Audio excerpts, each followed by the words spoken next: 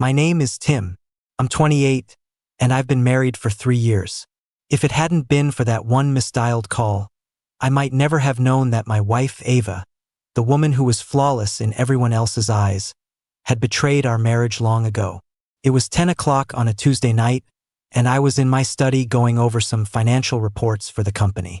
Ava had said she was working late and still wasn't home. Suddenly, my phone rang. The caller ID said Ava.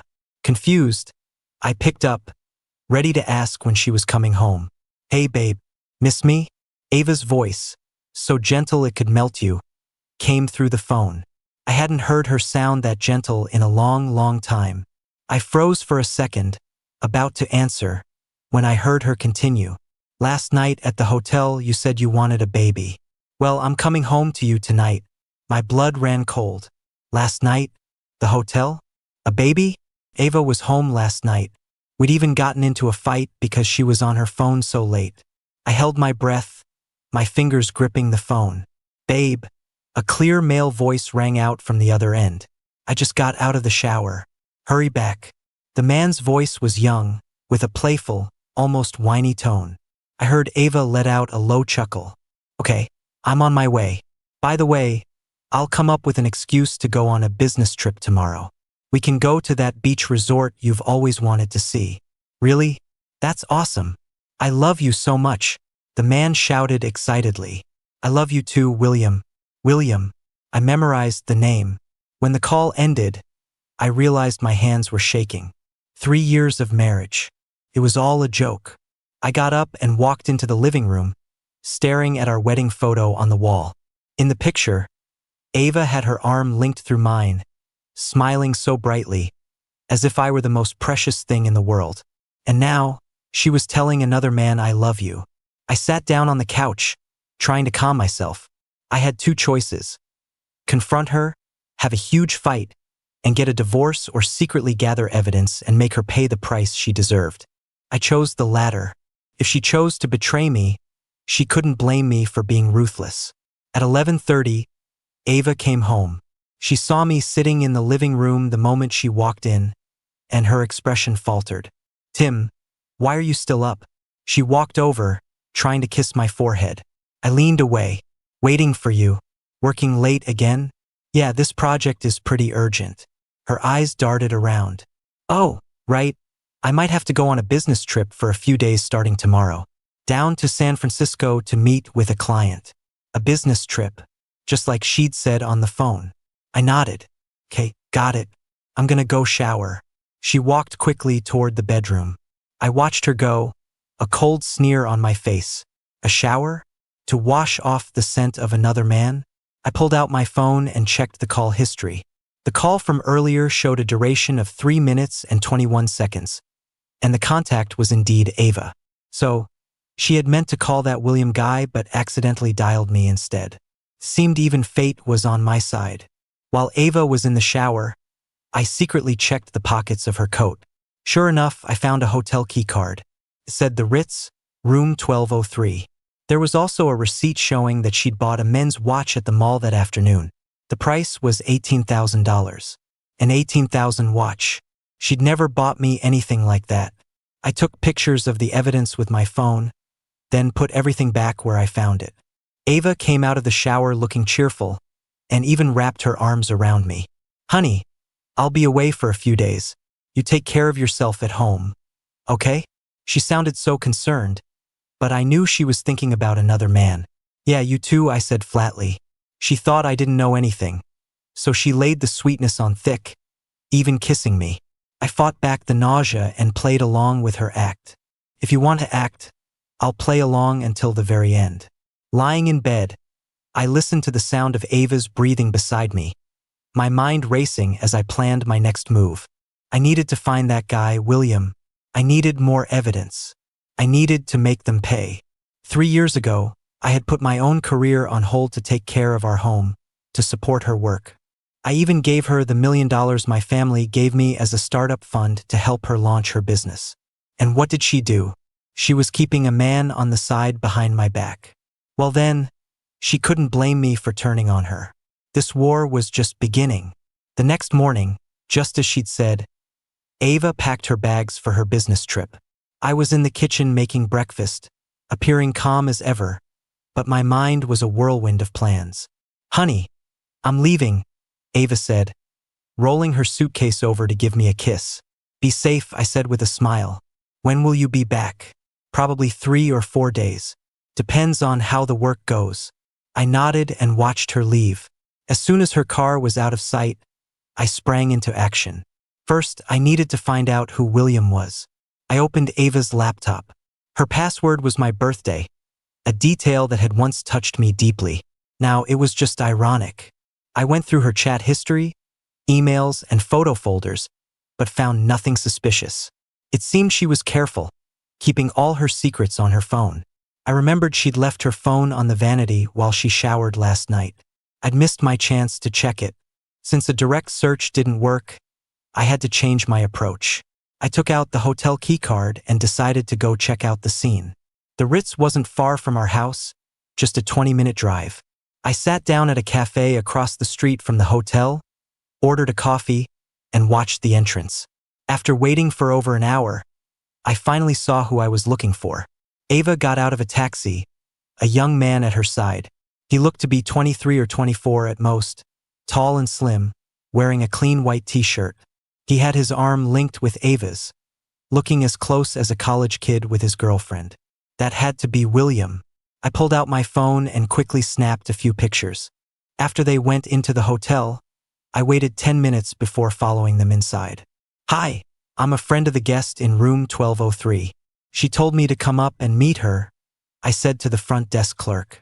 The clerk replied politely, "Could you please contact the guest to confirm?" "Sure." I pretended to make a call, then said, "She's in the shower. She said to just let me go up." The clerk remained cautious. "I'm sorry, sir, but we need confirmation from the guest herself." I knew that wasn't going to work, so I changed my strategy. I sat down in the hotel lobby, pretending to wait for someone, while actually keeping an eye on the elevator indicator for the 12th floor. Around 3 in the afternoon, I saw the elevator come down from 12.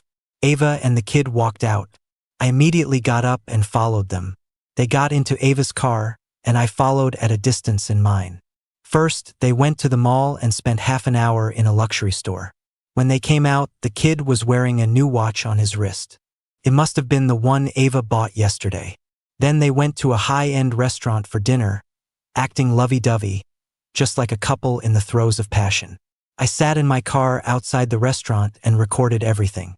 At 5 o'clock, they went back to the hotel. This time, I didn't follow them in.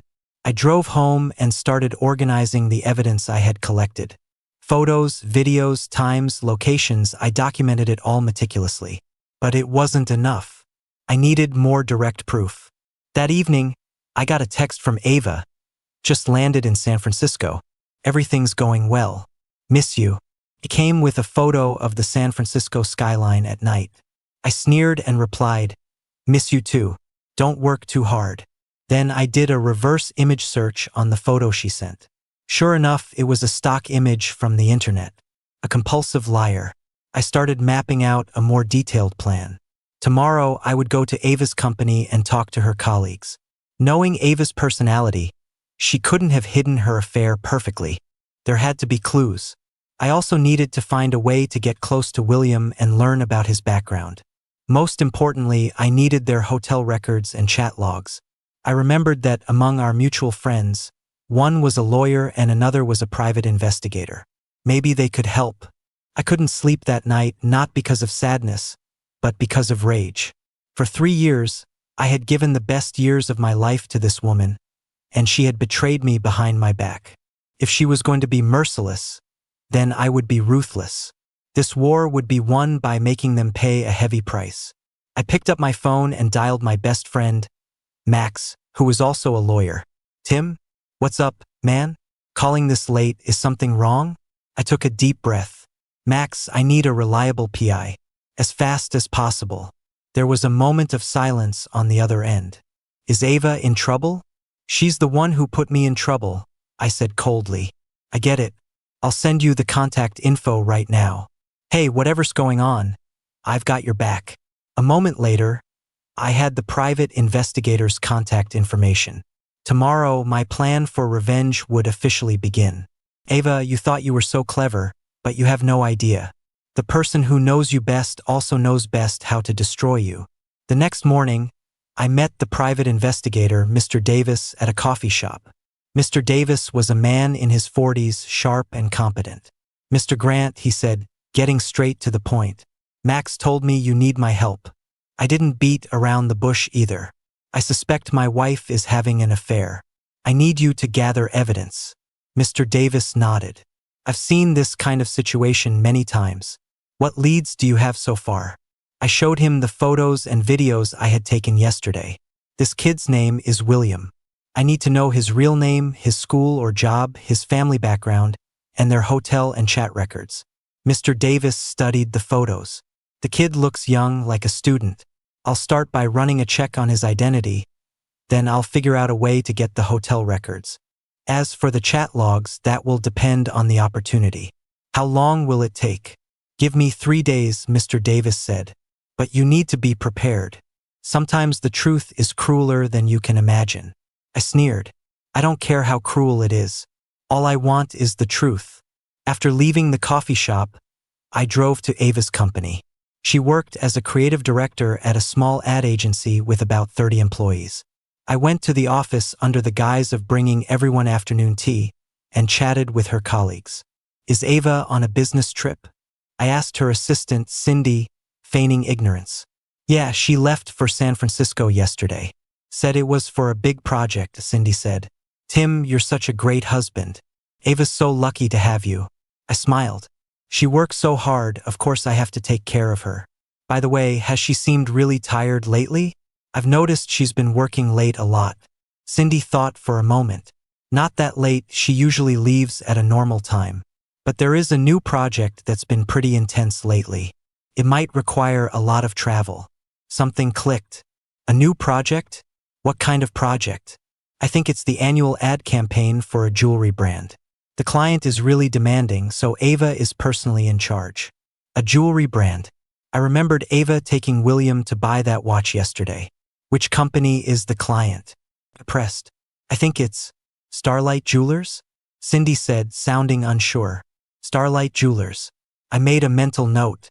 After chatting with her colleagues for a bit longer, I learned that Ava had indeed been going out frequently, supposedly to meet clients, but she never told anyone where she was going or who she was meeting. Also, she had started dressing more stylishly and had even changed her perfume. To her colleagues, these might have seemed like normal changes, but to me, they were all evidence of her affair. After leaving her office, I drove straight to a Starlight Jewelers store. It was a high-end jewelry boutique, exquisitely decorated. I pretended I was there to buy jewelry for my wife and struck up a conversation with a salesperson. We're working on a new ad campaign with a very professional agency, the salesperson said enthusiastically. The creative director is so young and talented. The concept she designed is brilliant. Is that so? What's the concept? It's themed around true love, using the story of a young couple to represent the beautiful meaning of our jewelry. The models in our store are a real couple, so the photos look incredibly natural. My heart tightened. The models are a real couple? Yes. The creative director said that only people who are truly in love can convey the meaning of the jewelry. She even participated in the photo shoot herself, modeling with her boyfriend. So sweet. I clenched my fists, fighting back my rage, and continued to press. Is her boyfriend in the ad industry too? No, I think he's a college student studying art. He's incredibly handsome. In fact, he picked out one of our collaboration watches. They said it was for the shoot, but I think his girlfriend just wanted to gift it to him. A college student studying art, all the details matched the William I had seen yesterday. I lingered in the store a bit longer, pretending to browse, while actually looking at the ad posters. Sure enough, in one of the store's promotional brochures, I saw a picture of Ava and William. In the photo, they were embracing, looking just like a real couple. The way Ava looked at William was filled with a tenderness I had never seen before. I secretly took pictures of the brochure with my phone and then calmly left the store. Sitting in my car, I finally couldn't hold it in anymore and slammed my fist on the steering wheel. Not out of sadness, but out of pure rage. They weren't just having a simple affair. They were packaging their betrayal as true love and even using it to make money. This was the ultimate insult to our marriage. I took a deep breath, calmed myself down, and sent a text to Mr. Davis, telling him what I had just learned.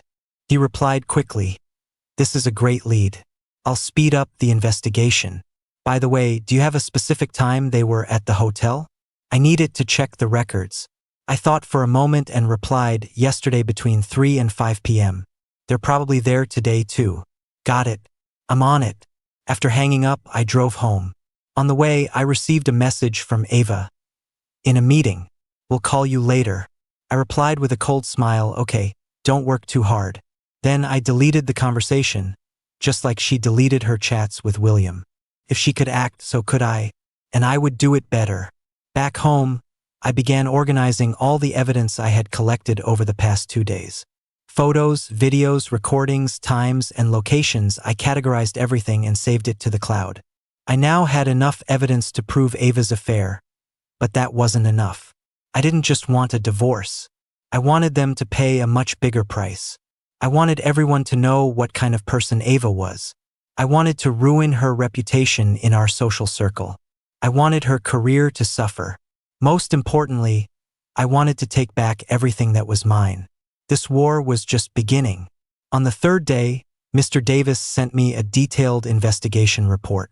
The kid's name was William Cole, 21 years old, a junior at a local art college. His family was working class, his parents were factory workers. He and Ava had known each other for 3 months, ever since the jewelry ad project began. Crucially, Mr. Davis had obtained their hotel records. For the past 3 months, they had been meeting at different hotels almost every week, for a total of over 20 times. Mr. Davis also found that Ava had transferred money to William's bank account, a total of over $80,000 in 3 months. That $80,000 had come from our joint account. She was using my money to support her pretty boy. Looking at the evidence, my anger reached its peak. But what made me even more furious was the last piece of information from Mr. Davis. "According to my investigation, your wife is already preparing to move in with the student. She looked at several apartments yesterday and plans to rent one next month." I took a deep breath, forcing myself to stay calm. Anger wouldn't solve anything. What I needed was the perfect revenge. I called Mr. Davis back. "This is great. Now I need you to do one last thing for me." "What is it?" "I need their chat history, especially from the last few days." Mr. Davis paused. "That's difficult. It requires physical access to her phone." "I have a way," I said. "She's coming home tonight. I'll figure out how to get her phone." That afternoon, I got a message from Ava. "The project went really well. I'm flying home tonight." I replied, "That's great. I'll make your favorite dishes for you." Then I went to the grocery store and even bought a bottle of red wine. Ava got home at 8 o'clock, looking very pleased with herself. "Honey, did you miss me?" she said, hugging me and kissing my cheek. I fought back the urge to gag and smiled. "Of course I did. Go wash up. I made your favorite sweet and sour ribs." At dinner, I deliberately filled her wine glass to the brim. "Here's to a successful project," I said, raising my glass. Ava was thrilled and downed several glasses in a row. As the wine flowed, she became more talkative, bragging about how successful the project was. "Tim, you have no idea. The creative concept for this jewelry ad is amazing. The client is extremely satisfied. I found a really unique pair of models, and the photos turned out so authentic." "Really? What kind of models?" I asked, feigning interest. "A very young, handsome boy, an art student. He's got a special kind of charisma." The female model he worked with was great, too. As she spoke, her eyes seemed to drift. I knew the female model she was talking about was herself, but she didn't dare say it. "Is your company really busy with projects lately?" I continued to fish for information. "It's okay, but big projects like this are rare." She was getting a bit drunk, her speech slurring.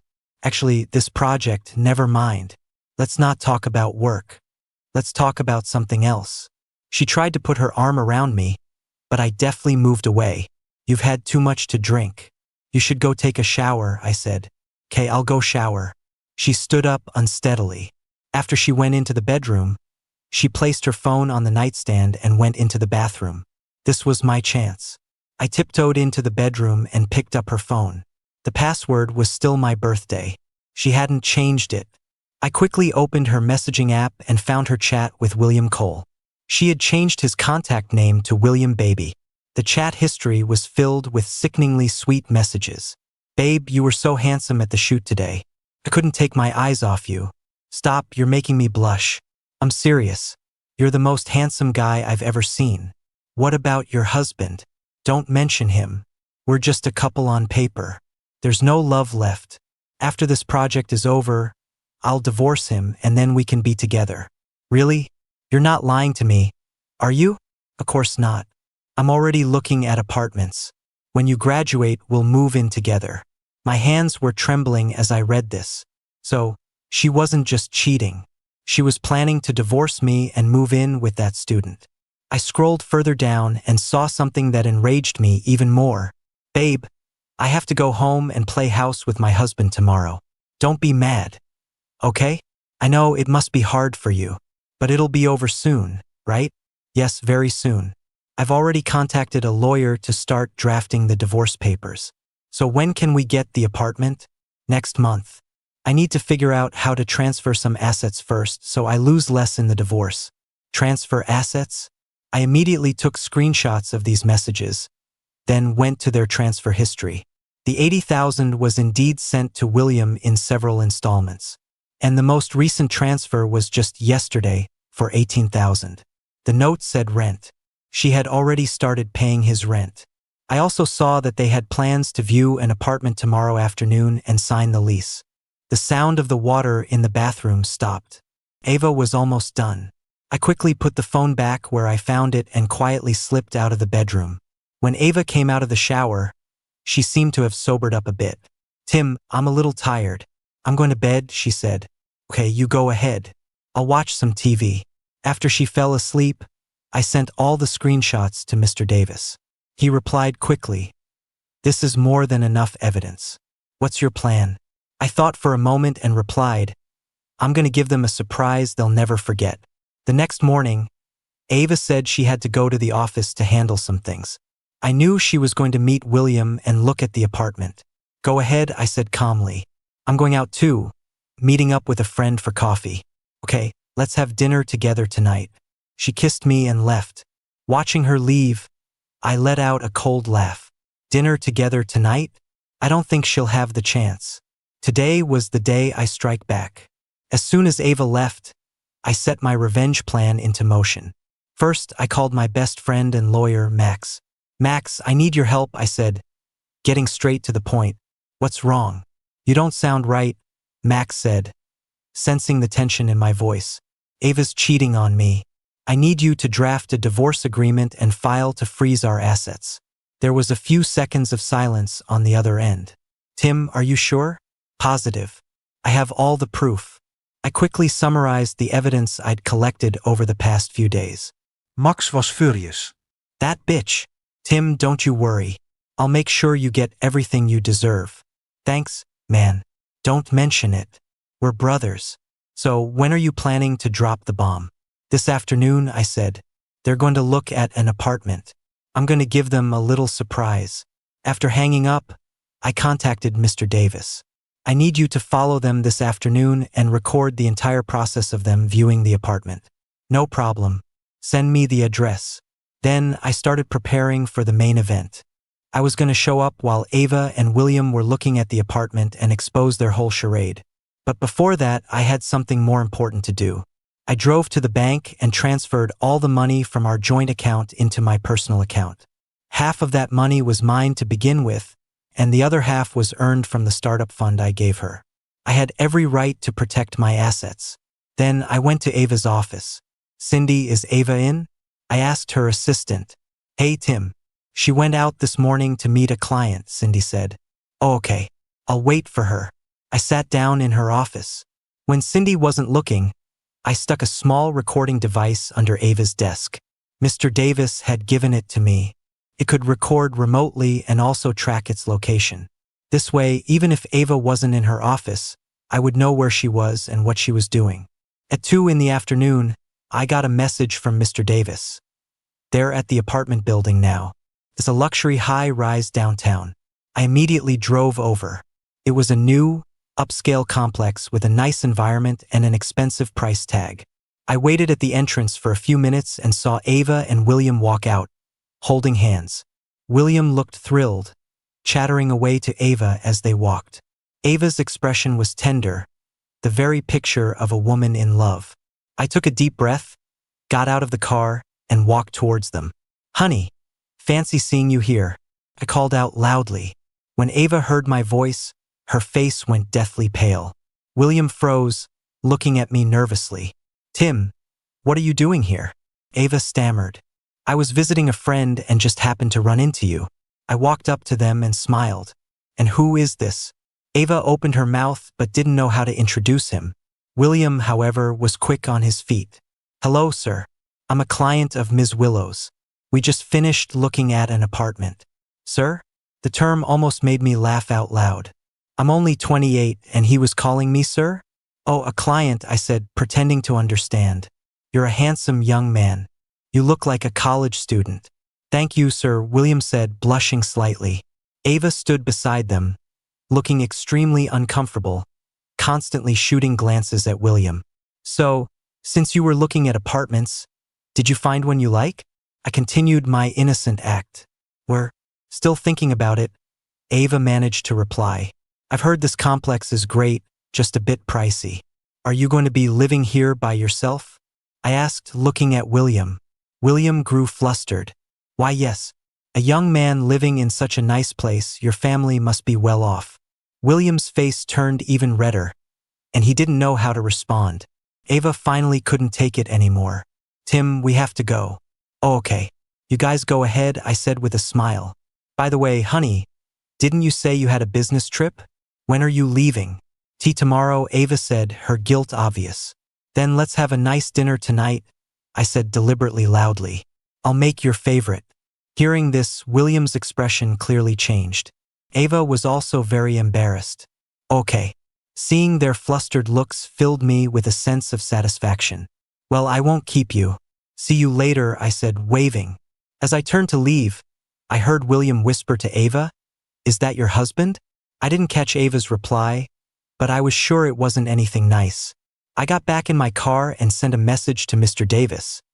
"Did you get it?" "The whole thing on video, including your conversation," he replied. "Good. Now for the next phase." I drove home and started preparing for tonight's grand finale. If Ava wanted to act, then I would act with her. Only this time I was going to show her what real acting was. At 6 o'clock, Ava came home right on time. She was in a terrible mood, her face dark. "Honey, what's wrong?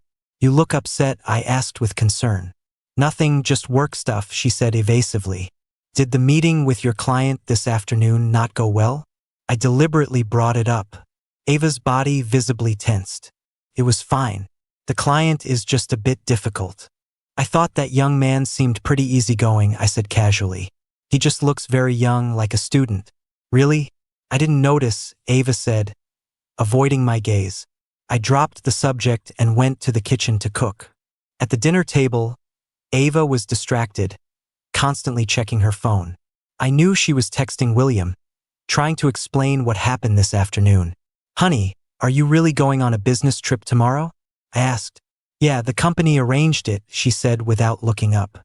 "Where to?" "San Francisco again." I nodded. "Be careful, then. The weather's been bad lately." "I know." She was still glued to her phone. I walked up behind her and pretended to glance at her screen with concern. Just as I thought, she was chatting with William. "Don't worry about what happened today. I'll handle it. But I'm worried. What if your husband suspects something?" "He won't. He's simple. He won't overthink it." "Simple?" I scoffed internally. She really underestimated me. After dinner, Ava said she was going to the study to handle some work. I knew she was going to video chat with William to calm him down after today's shock. I watched TV in the living room, but I was actually listening for sounds from the study. Sure enough, I soon heard the sounds of their video call. "Babe, I was so scared today." William's voice sounded pitiful. I'm sorry you had to go through that. Ava's voice was gentle. But you handled it well. He probably didn't suspect a thing. But he asked so many questions. I didn't know what to say. It's okay. A coincidence like that won't happen again. We'll sign the contract tomorrow, and you can move in next month. Really? But the rent is so expensive. Don't worry, I'll pay for it. I'd spend any amount of money for you. You're so good to me. But what about your husband? Don't worry, I'll handle him. In 6 months at most, I'll divorce him. Then we can be together openly. 6 months? She really had it all figured out. 6 months was enough time for her to transfer all the assets. I tiptoed to the study door and peeked through the crack. Ava was smiling foolishly at her phone. I had never seen that expression on her face before, not even when we were first married. I took out my phone and recorded the whole thing. The video call lasted for over an hour. They exchanged countless sweet nothings and planned how they would decorate their new apartment. Listening to all this, my heart turned to ice. In her eyes, I was just a tool she could discard at any time. 3 years of marriage meant nothing to her. If that's how it was, then she couldn't blame me for being ruthless. After the video call ended, Ava came out of the study, looking much happier. Finished with work? I asked.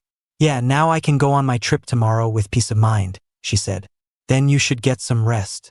That night, Ava slept soundly, even smiling in her dreams a few times. But I was wide awake, organizing all the evidence and finalizing my plan for tomorrow. The next morning, Ava was ready to leave again. Honey, I'm off, she said, giving me a routine kiss. Be safe, I replied, still gentle.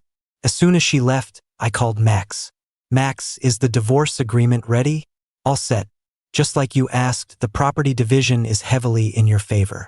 And the asset freeze request has been submitted. Good. We can make our move this afternoon. Then I contacted Mr. Davis. The final step. Are you ready? Standing by, he replied. I checked the time. 10 in the morning. Based on what I overheard last night, Ava and William were scheduled to sign the lease at 2 o'clock this afternoon. And that's when I would give them a surprise they would never forget. I put on my best suit and styled my hair. If I was going to face off against a pretty boy, I was going to do it in my best form. The final chapter of this war was about to begin. At 2 o'clock sharp, I arrived at the leasing office of the luxury apartment building. Through the glass doors, I saw Ava and William signing the contract with the leasing manager. William was dressed in trendy streetwear, looking young and stylish, while Ava looked at him with adoration, squeezing his hand from time to time. I took a deep breath and pushed the door open. Ma'am, sir, congratulations on choosing our property, I said to the leasing manager with a smile. I'm the actual tenant for this apartment, and this is my wife, Ava. The entire room fell silent. Ava's face turned as white as a sheet, and the pen in her hand clattered onto the table. William was stunned, looking at me, completely at a loss. The leasing manager was even more confused. What's going on? It's like this, I said, calmly taking a seat. My wife wasn't entirely truthful just now. This apartment is being rented with our marital assets, and according to the law, I have the right to be informed and involved in the decision. Ava finally snapped out of her shock. Tim, how did you know about this place? Why wouldn't I know? I retorted. You're using my money to rent an apartment for your little lover. You don't think I have a right to know? The words little lover instantly made the atmosphere tense. William's face flushed crimson, and tears started to well up in his eyes. The leasing manager, realizing this was a domestic dispute, tried to excuse himself. Maybe you should sort out your family matters first? No need, I stopped him. The contract still needs to be signed, but the signatory needs to be changed. I took a stack of documents from my bag. These are the bank statements for our joint accounts, along with transfer records. Ms. Ava Grant has transferred $80,000 to Mr. William Cole over the last 3 months, all from our joint funds. I placed the documents on the table. According to marital law, any unilateral disposal of joint property by one spouse is invalid. Therefore, this lease agreement must be signed by me. Ava's voice trembled. Tim, listen to me, let me explain. Explain? I sneered. How are you going to explain it? Explain you two getting a room at the Ritz? Explain buying him an 18,000 watch? Or explain the loving embrace you shared while shooting that jewelry ad? With every word, Ava's face grew paler. William was already crying. Sir, I didn't know. Don't call me sir. I cut him off. I'm 28, not your uncle. And stop playing the victim. You seemed pretty happy during your video chat with my wife last night, didn't you? William looked at Ava in shock. You have cameras in your house? It was then that Ava realized I knew everything. When did you find out? She asked, her voice strained. From the moment you misdialed 3 days ago, I said flatly. You meant to call your little lover but called me instead. You two sounded so sweet on that call. Ava slumped into her chair, utterly defeated. She finally understood that my gentleness and concern over the past few days had all been an act. Now, let's get down to business, I continued. I am willing to continue renting this apartment to Mr. Cole. However, the rent will need to be recalculated. I pulled out another document. This is a new lease agreement drafted by my lawyer. The monthly rent is $30,000, with 1 month's rent and 12 months deposit paid up front. There is also a penalty fee of $100,000. 30,000? William exclaimed. I thought it was 8,000. 8,000 was the old price, I said calmly. Prices have gone up. And considering your special relationship, there's a moral hazard fee. Ava stood up in anger. Tim, don't you dare go too far. Too far? I stood up as well. You used my money to keep another man. Who do you think went too far? Just then, footsteps approached the door. Mr. Davis walked in with 2 other people. Mr. Grant, here are the witnesses you requested. I recognized the 2 people. One was Ava's college classmate, and the other was her colleague from work. They were both shocked by the scene. Ava, what's going on? Her classmate asked. I answered before Ava could. Ava cheated on me and used our joint assets to rent an apartment for her lover. Now, I'm going to settle this score with her in front of everyone. Ava wanted to explain, but she was at a loss for words. With all the evidence laid out, any explanation would be futile. Ms. Grant, how could you do something like this? Her colleague said in disbelief. Ava stammered, unable to form a complete sentence. At this point, William completely broke down, crying. I didn't know she was married. She told me they were already divorced. Mr. Cole, your lying skills need some work, I said, pulling out my phone. This is a recording of your video chat from last night. Why don't you listen to what you two said? I played a clip. But what about your husband? Don't worry, I'll handle him. In 6 months at most, I'll divorce him. After the recording played, the room was silent. William's lie had been exposed. Now, let's talk about compensation, I continued. Ms. Grant, the $80,000 you transferred to Mr. Cole needs to be returned, doubled. Additionally, you will compensate me for the emotional distress you have caused. I presented the final document. This is a compensation agreement for a total of $500,000. You can pay in a lump sum or in installments. Ava was dumbfounded. 500,000? Where would I get that much money? No money? I sneered. Then you can work it off. I will personally inform every single one of your company's clients about what happened today and let them know exactly what kind of person you are. You can't do that. Ava panicked. Why can't I? I shot back. When you were betraying our marriage, did you ever consider the consequences?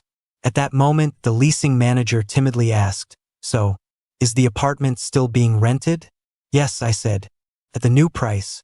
If Mr. Cole can't afford it, then he can get out of Ms. Grant's life. William looked at Ava desperately, but Ava was too preoccupied with her own problems to care. The drama was finally coming to an end. After leaving the leasing office, Ava followed me, pleading nonstop. Tim, I was wrong. I really know I was wrong. Please, give me another chance. I'll change. I walked toward my car without looking back. Change? What will you change? Your habit of cheating or your habit of lying? I'll change everything. I'll change it all, she said desperately. Just don't divorce me. I'll agree to any conditions.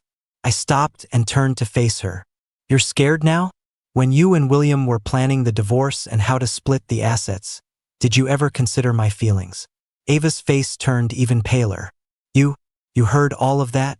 Not only heard it, I recorded it, I said flatly, including the part where you said I was simple and wouldn't overthink it. Ava was utterly hopeless.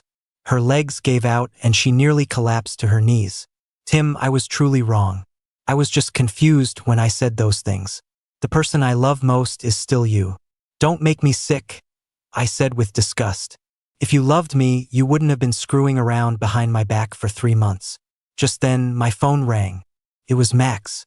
Tim, the asset freeze is in effect. All accounts under her name are frozen. Also, the divorce agreement is ready. When do you want to come sign? I'm on my way now, I said. I hung up and looked at Ava. Did you hear that? Your accounts are frozen. If you want them unfrozen, pay me back what you owe me first. But if my accounts are frozen, how can I pay you back? Ava said in a panic. That's your problem, I said coldly. You can ask William for it, borrow from your parents, or sell your shares in the company. Whatever you do, I want to see the money within a week. With that, I got in my car and drove away. In the rearview mirror, I saw Ava standing there, looking like a lost and broken woman. In the distance, William watched, his face filled with fear and despair. That cheating pair was finally getting a taste of what betrayal costs. I drove to Max's law firm. Tim, you were incredible today, Max said excitedly. I never knew you had such a tough side. When you're pushed to the edge, you can do anything, I said with a wry smile. So what's the plan now? Are you really going through with the divorce? I nodded. I have to. I can't forgive this kind of betrayal for a single second. Good. I support you, Max said. With the evidence you have, you can get most of the assets plus emotional damages. We spent 2 hours finalizing the details of the divorce agreement, ensuring my interests were maximized. During that time, Ava called me over a dozen times. I ignored every call. She also sent a flood of texts, all apologies and pleas for forgiveness. I didn't bother reading them.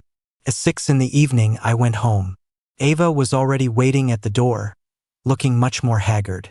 Tim, can we please talk? She pleaded. There's nothing to talk about, I said coldly. Either you pay me back within a week, or you sign the divorce papers. I really know I was wrong. Please just give me one more chance, she said, grabbing my hand. We've had a good 3 years, haven't we? Why do we have to get a divorce over this one thing? I shook her hand off. A good 3 years? You think lying to me for 3 months, using my money to support your toy boy, and planning to divorce me and transfer our assets behind my back is good? I was just confused, she explained. I don't have real feelings for him. It was just a thrill. A thrill? I sneered. Transferring $80,000 to him, buying him a watch, renting him an apartment, that's all just a thrill? Ava was speechless. And another thing, I continued. That loving embrace in the ad. That foolish smile on your face during your video chats. Was that all just a thrill? Too? Tim, don't say my name. It disgusts me. I cut her off. From today on, we are strangers. You either pay me back or you get a divorce. There is no third option. With that, I pushed past her and went inside. Ava tried to follow, but I shut the door in her face.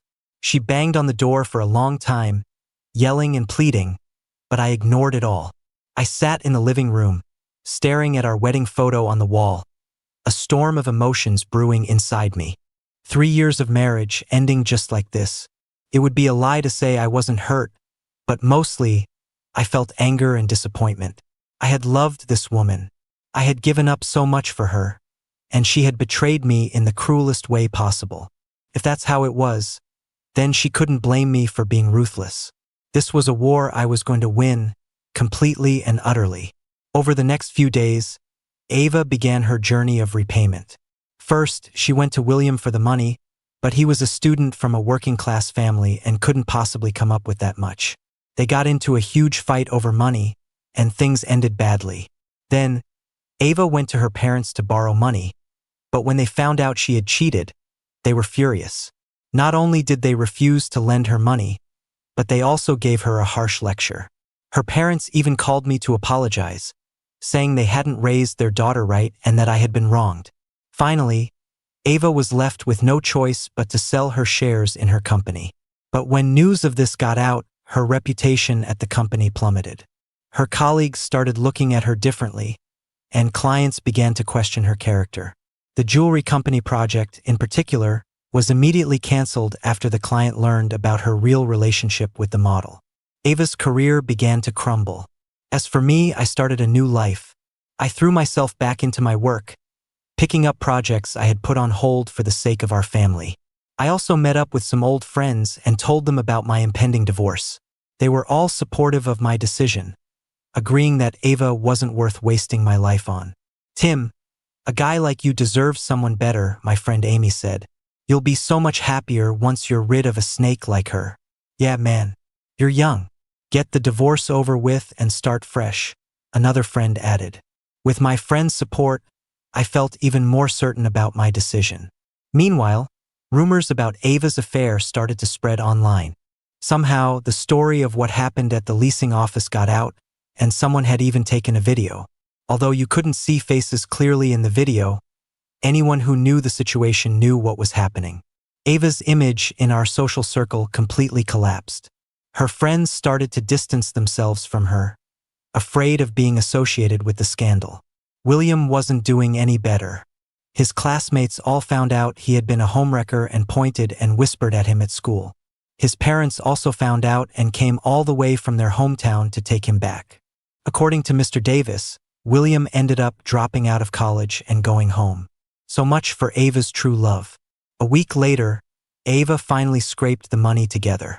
She had sold her company shares at a low price and borrowed from a few friends, finally managing to come up with the $500,000. When she transferred the money to my account, I could see the despair and resentment in her eyes. "I paid you back. Can we get back together now?"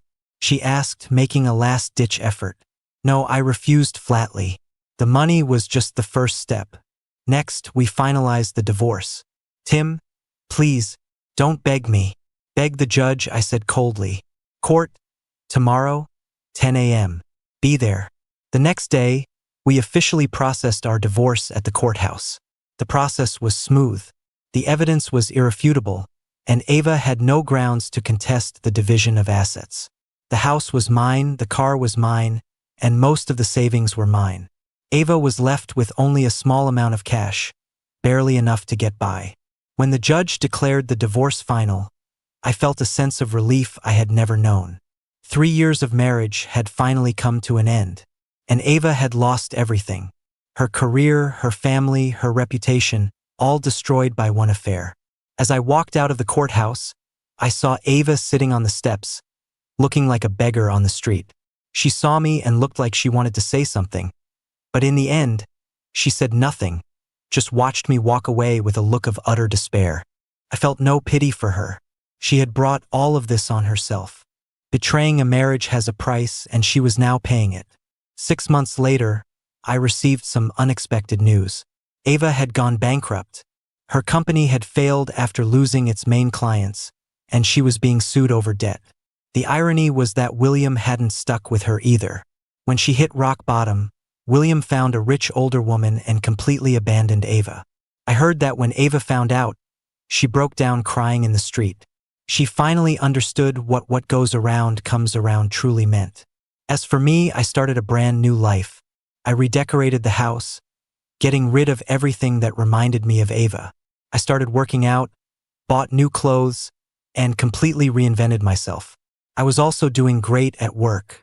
Freed from the distractions of domestic life, I could fully dedicate myself to my career. Not long ago, I got a promotion and a raise, doubling my previous income. My friends all said I looked much better now than I did when I was married, radiating confidence. "Tim, you look amazing now," Max remarked. "Leaving that cheating woman was the best decision you ever made." I smiled and nodded. "Yeah. My life is much better without her." Recently, friends have tried to set me up with people, but I've politely declined. After this betrayal, I'm not ready to jump into another relationship just yet. I want to focus on loving myself and building my own life. As for love, if it happens, it happens. One night, I was organizing old photos and came across our wedding picture. In the photo, Ava was smiling so brightly, as if I were the most important person in her life. Looking at it now, I could see how fake that smile was. I picked up the photo and tore it to shreds without a second thought. The past is in the past. It was time to look forward. Just then, my phone rang. It was an unknown number. Hello, is this Mr. Tim Grant? Yes, who is this? I'm a reporter from Modern Man magazine. We heard you recently went through a unique marital experience, and we'd like to interview you to share your story with our male readers. I thought about it for a moment and agreed. Maybe my experience could help other men who were going through a similar betrayal, to let them know that being cheated on isn't the end, but not having the courage to fight back is. A week later, my story was published in the magazine under the headline, "He Taught a Cheater the Ultimate Lesson. Betrayal Has a Price." The article received a huge response. Many male readers left comments, sharing their own similar experiences and thanking me for giving them courage. One comment in particular stuck with me. After reading your story, I've decided to stop tolerating my wife's affair. Thank you for making me realize that men can be strong too, and we can make those who betray us pay the price. Reading these comments, I felt a sense of validation.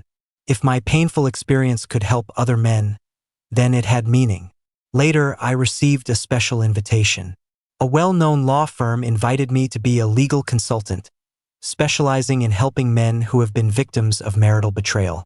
I accepted the offer and started my new career. In the process of helping others, I was also healing myself. Every time I saw one of these men regain their confidence and happiness, I knew I had made the right choice. As for Ava, I never heard from her again. Maybe she started over somewhere, or maybe she's still paying the price for her betrayal. But either way, it had nothing to do with me anymore. I had completely walked out of that dark chapter and into my own sunlight. Now I am stronger and stand taller than ever before, because I know that a man's greatest charm isn't his dependence on a woman, but his independence, his strength, and his ability to live for himself. That was the most important lesson I learned from that betrayal. And it's what I want to tell all men out there. Never underestimate your own strength and never tolerate betrayal. You deserve a better life, and you have the power to create a better future.